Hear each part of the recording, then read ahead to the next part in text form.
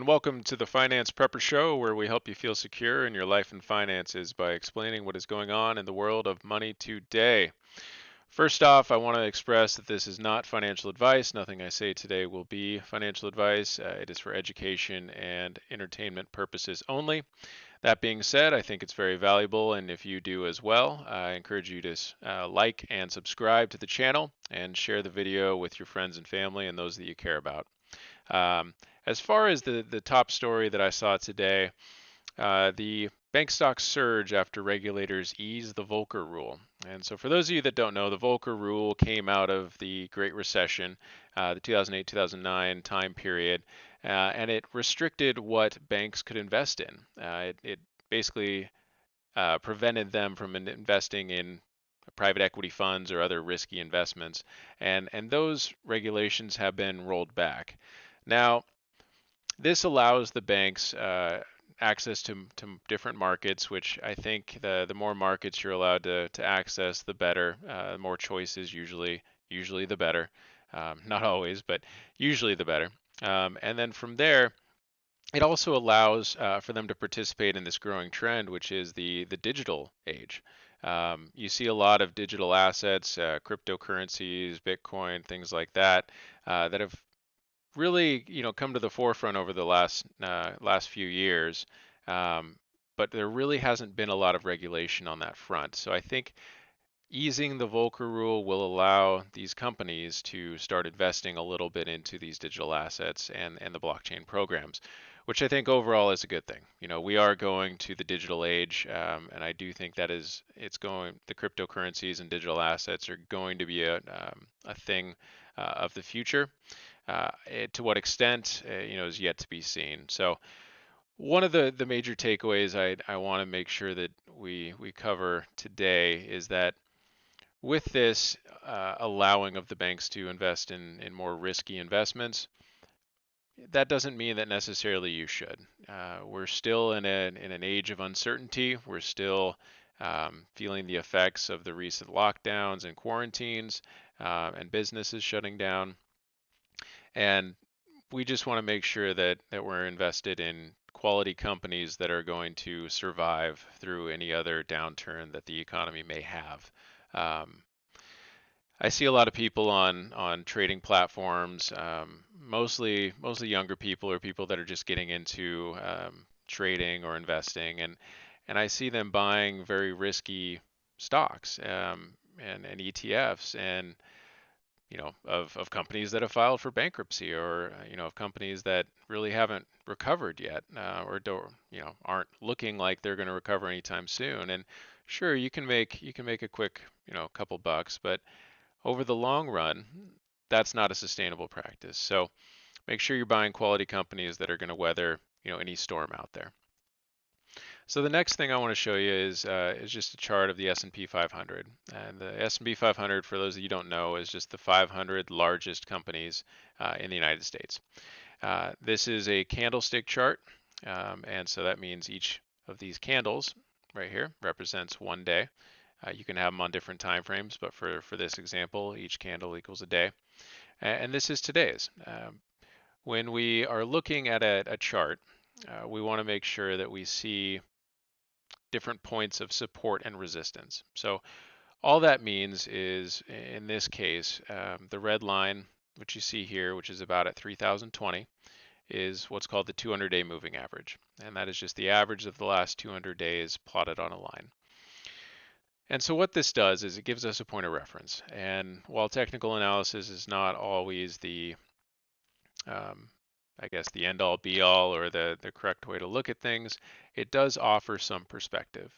So when you're looking at, hey, the market's selling off, we had a big down day yesterday, but we're right here by this 3020, 200-day moving average, there may be a bounce right there. And where we go tomorrow, I'm not sure, but if you look at what happened, this bottom piece right here is called a wick, is the low of the day. There is a tiny wick on the top there, and that's the high of the day. And then each of these, depending on the top and bottom of the box that's in the middle, depending on the color of the candle, is either the open and the close. So in this case, this is a little bit easier to see, but this would be the low of the day on this candle right here. This would be the open. This would be the close, and the top right there, the top wick, is the high of the day. So that's basics into how you read a candlestick chart. Again, do want to show you that we did bounce right off the 200-day moving average, which is a pretty strong point of support, and we did end up closing the day up over 1%. This morning we were actually negative on the day, but I think in part due to the bank stress test, the Volcker rule, and the moving average being where it is, gave us a little bit of a bounce. Now, where we go tomorrow, that's yet to be seen, but just wanted to point that out for you. The next thing is the World Economic Forum. Some of you may be familiar with this non-government organization. It's founded in the 70s.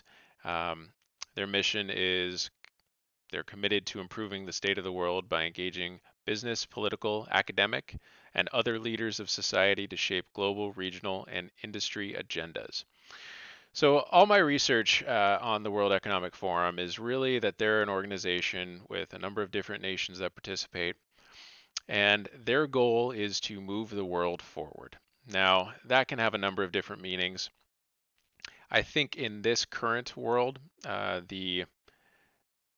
basically the United States United States dollar has been the reserve currency of the world for a long time. It's been that way for many years, since before I was born, and I think the World Economic Forum, and again this is just speculation, is working towards changing that. Now, what that means for us here in the U.S. or everybody abroad in other countries with other currencies is yet to be seen. But we are moving to a digital age. We are moving in the direction of combining and making this more of a global economy rather than just focused on each country and their monetary needs. So they put out a video, and this video it's about a minute and a half, and what they've been talking about for the last month, couple months, is this great reset. It's interesting. I mean, this video was posted on YouTube June 3rd, 2020. So this month, it was a few weeks ago, but this has been something that people at the World Economic Forum have been talking about for months. A great reset, and what that means is yet to be seen. But I want to just encourage everyone out there to stay safe, to prepare, to keep your loved ones close, and make sure that you guys are ready for whatever comes our way.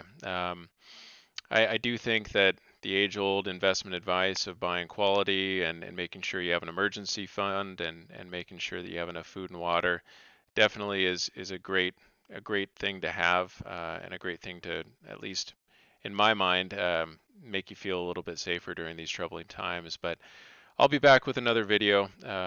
Hopefully you enjoyed this. If you did, again, please like and share with your friends and family. Feel free to watch the Great Reset video, or research a little bit more into the World Economic Forum. But it's an interesting time we live in, especially for investing. So stay safe out there, stay well, and we'll be back with a new video very soon. Thank you.